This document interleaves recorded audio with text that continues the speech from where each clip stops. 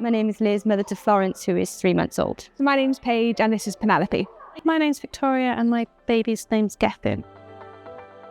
Rhaglen ar rhieni'r gan Lywodraeth Cymru ydy hon, lle mae rhanbarthau ledled Cymru yn treialu ffyrdd newydd o weithio, gan ganolbwyntio'n arbennig ar awdurdodau lleol, sefydliadau iechyd a gwirfoddol, yn cydweithio i wella cymorth i deuluoedd a phlant hyd at 7 mlwydd oed.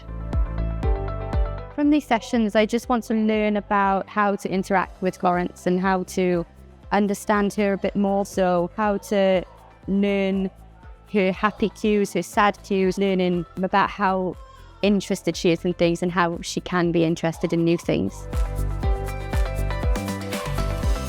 Roedd fy swyddogaeth yn y prosiect yma yn ymwneud â chyflwyno negeseuon allweddol am hawliau plant, ond yn y pen draw, mae'n ymwneud â llais y baban, sef un elfen o'r hawliau sy'n sicrhau bod gan bob plentyn, waith beth fwy oedran, yr hawl i gael llais a bod rhywun yn gwrando ar ei farn.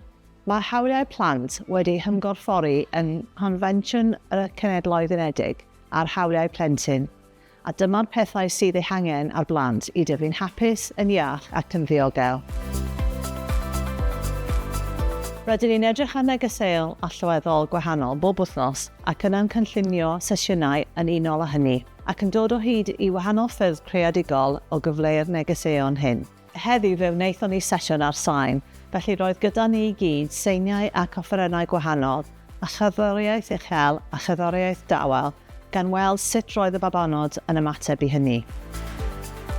Definitely give me a lot more ideas of what I can do with him and how to play with him. Feel a bit more confident of what I can do and all different ideas. Llais y baban yw'r term sy'n cael ei ddefnyddio i gyfleu'r dealltwriaeth bod gan babanod eu meddyliau eu hunain, a'i bod nhw eisiau cyfathrebu o'i genedigaeth. Bwriad y peilot yma oedd archwilio a fyddai defnyddio dulliau creadigol megis cerddoriaeth, symud a dawns yn gallu gwella'r perthynas a'r dealltwriaeth o'r arwyddion di-eiriau rhwng rhiant a'i faban neu blentyn bach.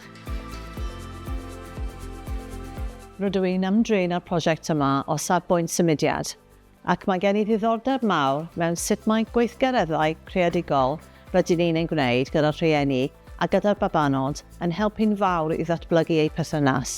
Yr hyn yr hoffwn i'r rhieni ei gael allan o'r sesiynau hyn yw ei bod wedi dod yn gyd chwaraewyr gyda'i babanod, ac yn mwynhael cael hwyl a chropian ar y lawr, a chopio ei symudiadau, a chael bod yn wirion, a mwynhau gwneud wynebau gwirion, a chael ei babanod i'w hefelychu a phethau felly. Felly mae hyn wedi bod yn anhygoel i weld. Rydw i wir yn gweld y gwahaniaeth hefyd yn y rhieni, sut mae nhw'n ymateb i hynny ac yn ei fwynhau.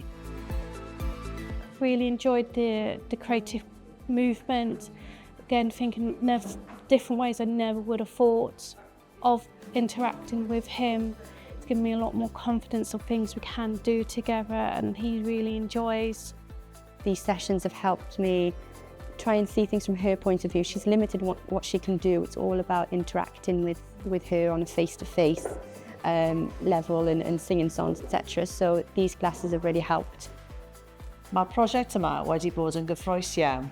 Rydw i'n awyddus iawn i wneud rhagor a chael gweld y negeseuon allweddol hyn yn cael ei rhannu'n ehangach, ac i ragor o bobl ddeall pwysigrwydd llais y baban a sut maen nhw'n gallu cyfathrebu cymaint â ni ers eiliad ei genedigaeth.